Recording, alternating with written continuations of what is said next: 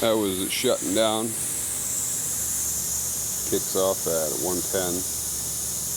Do a little walk around, then I'll turn it back on by releasing some pressure.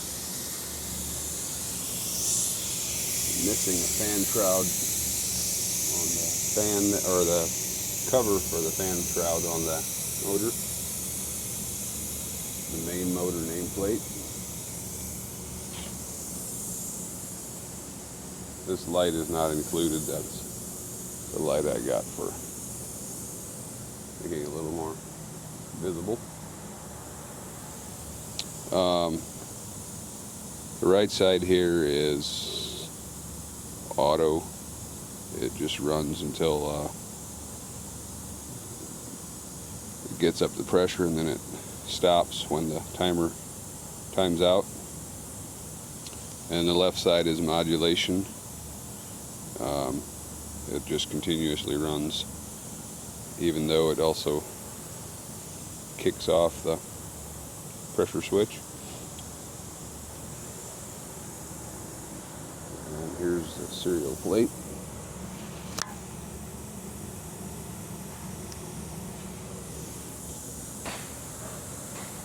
The reason you hear air is this is a very temporary connection here, hooked up to the tank. Creates a little bit of water. I'll let some air out until it kicks back on.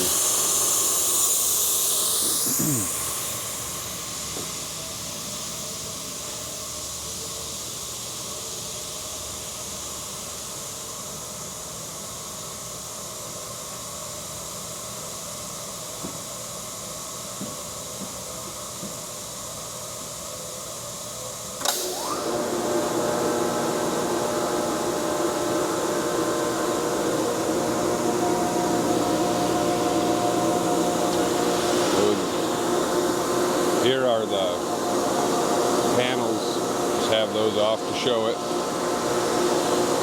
That pretty much covers it.